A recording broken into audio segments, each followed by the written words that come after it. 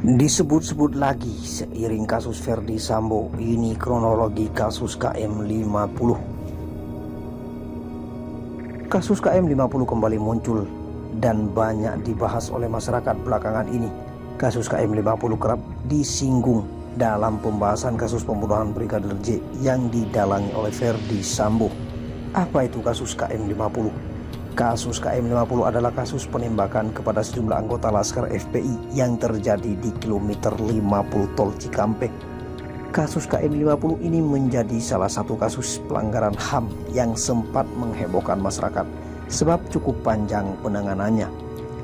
Kasus KM50 penembakan Laskar FPI di kilometer 50 Tol Cikampek menjadi salah satu topik yang disinggung anggota Komisi 3 DPR saat rapat bersama Kapolri Jenderal Listio Sigit Prabowo dalam pembahasannya kasus pembunuhan Brigadir Nofriansah Yosua Huta Barat atau Brigadir J.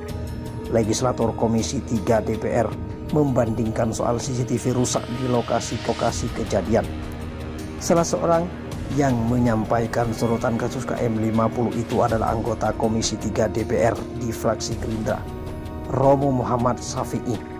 Dia menyebut kasus KM50 lebih misterius dibandingkan kasus pembunuhan Brigadir J yang direkayasa oleh Ferdy Sambo. Ada rumor mobil yang beredar di KM50 itu terindikasi hari ini mobil yang ada dalam peristiwa penembakan saudara kita tercinta Yosua. Dan misteri di KM50 itu saya kira lebih hebat ketimbang misteri kematian Brigadir Yosua, kata Romo dalam rapat Komisi 3 DPR bersama Kapolri. Romo menyinggung soal tidak ada penjelasan soal CCTV rusak. Dia juga menyoroti lokasi kejadian yang kini sudah dihilangkan. Jawaban Kapolri perihal kasus KM50, kalau ada novum kami proses. Kapolri Jenderal Listio Sigit Prabowo menjawab perihal kasus KM50 yang sempat disinggung beberapa anggota Komisi 3 DPR. Sigit menyatakan akan memproses lagi kasus KM50 jika memang ada novum atau bukti baru terkait dengan KM50. Ini juga saat ini sudah berproses di pengadilan. Memang sudah ada keputusan dan kita lihat juga jaksa saat ini sedang mengajukan banding terhadap kasus tersebut, sehingga tentunya kami juga menunggu, kata Sigit dalam rapat bersama Komisi 3 DPR. Sigit mengatakan pihaknya tetap akan memproses jika ada novum baru. Dia memastikan terus akan mengikuti perkembangan kasus tersebut di pengadilan. Komnas HAM mengatakan pelanggaran HAM pada kasus tewasnya Brigadir J serupa dengan kasus KM50, yakni kasus tewasnya anggota Laskar FPI di KM50 Tol Cikampek. Kedua kasus tersebut bukanlah merupakan pelanggaran HAM berat meski masih disebut pelanggaran HAM. Ya enggak, kasus Brigadir J bukan pelanggaran berat. Ini kan pelaku individu sama dengan KM50. Walaupun orang polisi tapi bukan state crime, kata Ketua Komnas HAM Damanik kepada wartawan. Menurutnya, kasus Brigadir J dan kasus KM50 sama-sama tidak ditemukan unsur state crime. Ketua Komnas HAM menyebut keduanya hanya termasuk di dalam pelanggaran HAM biasa. Berikut adalah kronologi kejadian kasus KM50 berupa penembakan oleh anggota polisi terhadap sejumlah anggota Laskar FPI yang terjadi di KM50 Tol Cikampek. Sebagaimana dakwaan yang disampaikan dalam sidang di Pengadilan Negeri Jakarta Selatan 18 Oktober 2021 lalu.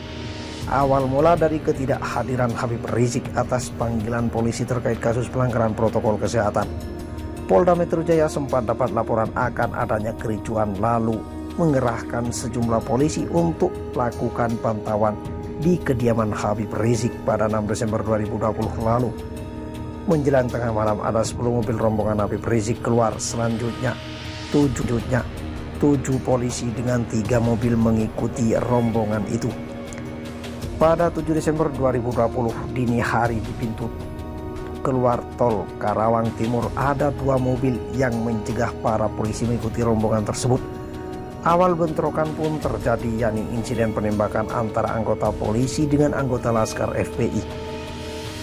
Puncak kejadian kasus KM50 itu terjadi saat di rest area KM 50, mobil anggota FPI menabrak pembatas jalan dan polisi berhasil menangkap mereka. Lantas polisi lakukan penggeledahan, ditemukan 2 orang tewas dan sejumlah senjata. Ada 4 orang anggota FPI yang saat itu masih hidup kemudian dibawa ke dalam mobil polisi namun tanpa diborgol. Saat itu Ibda Yasmin mengemudikan mobil ditemani Ibda Elwira di sisi kirinya, sedangkan Bribtu Fikri duduk di kursi hakim. Lalu 3 orang lainnya yaitu M. Reza, M. Suci Kadafi, dan Ahmad Sofyan duduk di kursi paling belakang. Dari situlah disebutkan terjadi penyerangan terhadap anggota polisi. Jaksa menyebut Ibda Yasmin seharusnya menepikan mobilnya dan menghentikan pengeroyokan itu. Namun dia malah memberikan keleluasaan kepada Ibda Elwira menembak para anggota FPI. Ibda Elwira kemudian menembak Lutfi Hakim sebanyak 4 kali dan Ahmad Sofyan sebanyak 2 kali. Jaksa menyebut saat itu kondisi sudah terkendali, tetapi Bribtu Fikri mengambil senjatanya dan menembak mati 2 orang anggota FPI. Yang tersisa yaitu M. Reza ditembak 2 kali dan Suci Kadafi sebanyak 3 kali. Atas perbuatannya Ibda Yasmin dan Bribtu Fikri didakwa dengan pasal 338 dan pasal 351 ayat 3 KUHP junto pasal 55 ayat 1 ke 1 KUHP atas pembunuhan serta penganiayaan yang membuat seseorang meninggal dunia. Demikian informasi terkait kembali mencuatnya pembahasan kasus KM 50 yang juga sempat disinggung dalam penanganan kasus pembunuhan Brigadir J.